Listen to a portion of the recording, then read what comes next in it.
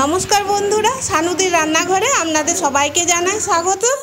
চলে এসেছি বন্ধুরা, আবারও আমরা একটি নতুন ধরনের রেসিপি নিয়ে। বন্ধুরা, আজ আমরা বানাবো গোল্লা। তো গোল্লার জন্য আগের দিন রাত্রে আমি চাল আর বিরির ডাল ভিজিয়ে রেখে দিয়েছিলাম আর খুব ভালো করে ধুয়ে নিয়েছি। এরপর আমি এগুলোকে মিক্সিতে বেটে নিচ্ছি।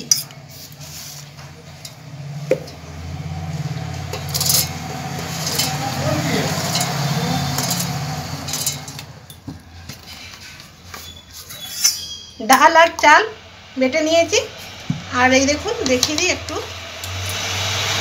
এর বাটাটা খুব একটা মিহি করিনি, একটু অল্প দানা দানা আছে। এই দেখুন,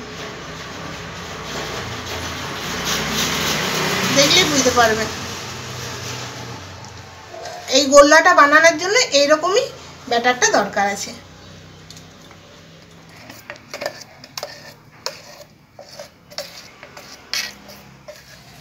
বন্ধুরা, ব্যাটারটা আমি একটা বাটির মধ্যে ঢেলে নিয়েছি। এরপর আমি এখানে কয়েকটা জিনিস মিশাবো। এখানে আমি নিয়েছি 150 গ্রামের মতো চিনি, আর এই বাটির মাপ করে 1 বাটি চাল নিয়েছি, আর এই বাটিরই মাপ করে আমি হাফ বাটি বিরির ডাল নিয়েছি।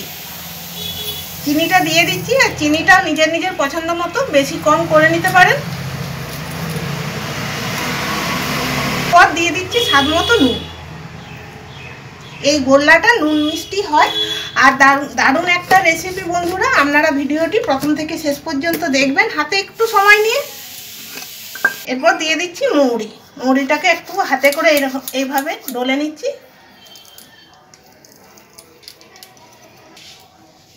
এরপর হাত দিয়েই আমি এটাকে মেখে নিচ্ছি।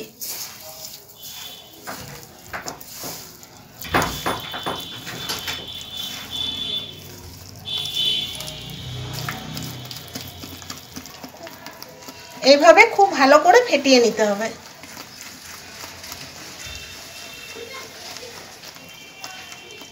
ব্যাটারটা খুব ভালো করে আমি ফাটিয়ে নিয়েছি, আর ব্যাটারটা দেখুন এই অবস্থায় রয়েছে। চিনিটা এখনো সম্পূর্ণ গলেনি। এটা আমি রেখে দিচ্ছি 1 ঘন্টার মতো। 1 ঘন্টার মধ্যে চিনিটা খুব ভালো করে গলে যাবে, তখন ব্যাটারটা আরও একটু পাতলা হয়ে যাবে।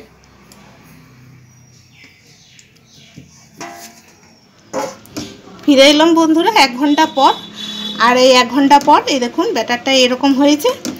আর এখানে আমি গ্যাসে একটা থালা বসিয়েছি, থালাতে আমি সাদা তেল গরম হতে দিয়েছি। এরপর আমি গোল্লা এক একটা করে ছাড়তে থাকবো।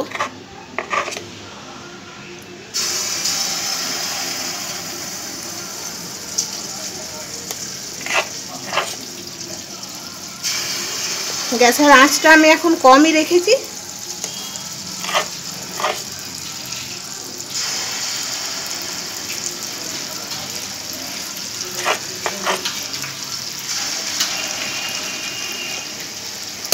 এটা আগে দিয়েছি, এই দেখুন ফুলেছে কেমন। আর বন্ধুরা, আমি থালাতে ভাজছি, তার কারণ একটাই, একসঙ্গে 4-5টা ভাজা যাবে। আর কড়াইয়ে ভাজলে কি হবে, একবারে একটা করেই ভাজা যাবে, যাতে একটু তাড়াতাড়ি হয়, সেই জন্য আমি থালাতে ভাজছি।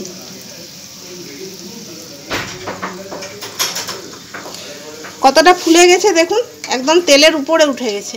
এরপর আমি খুব আস্তে আস্তে উল্টে নেব।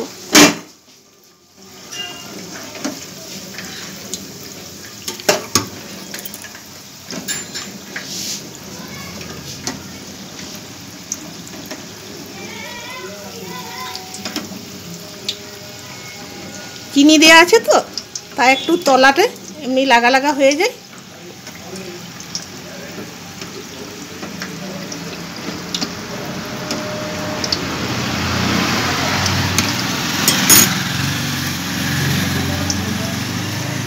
আর ভাজার সময়তে আঁচটা একদম কমে রাখার চেষ্টা করবেন, কারণ কম আঁচে ভাজা ভালো হয়।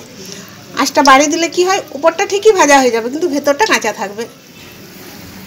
বন্ধুরা, এই দেখুন খুব সুন্দর করে ভেজে নিয়েছি। এতটাই ফুলেছে যে ফুলে এরকম ফেটে ফেটে গেছে। আর এই তো দেখছেন তো কি গাড়ি পেরোচ্ছে, গাড়ির আওয়াজ বন্ধুরা নিশ্চয়ই আপনারা পাচ্ছেন।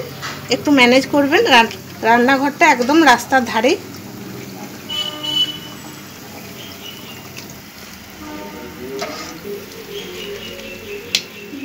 বাকি গোল্লাগুলো একইভাবে আমি ভেজে নেব।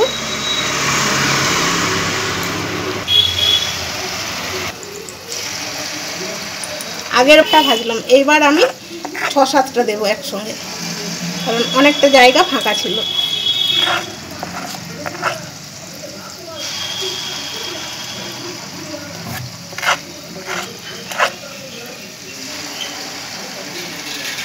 কড়াইয়ে ভাজলে কিন্তু একসঙ্গে এতগুলো ভাজা যাবে না।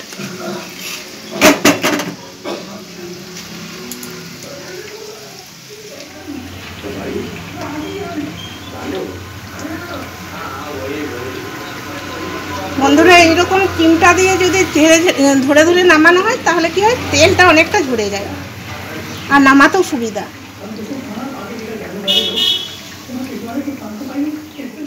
বন্ধুরা, গোল্লাগুলো বানিয়ে ফেললাম, আর আপনারাও এইভাবে বাড়িতে বানিয়ে একবার দেখুন, আর কেমন লাগলো আমাকে জানাবেন। আর আমাদের এই ভিডিওটি ভালো লাগলে লাইক করুন, শেয়ার করুন, আর আমাদের এই চ্যানেলটিকে সাবস্ক্রাইব করে আমাদের পাশে থাকুন। আমাদেরকে আরও উৎসাহিত করুন, যাতে আরও নতুন নতুন রেসিপির ভিডিও নিয়ে আপনাদের সামনে হাজির হতে পারি। দেখা হবে পরের ভিডিওতে। সবাই ভালো থাকবে, ধন্যবাদ।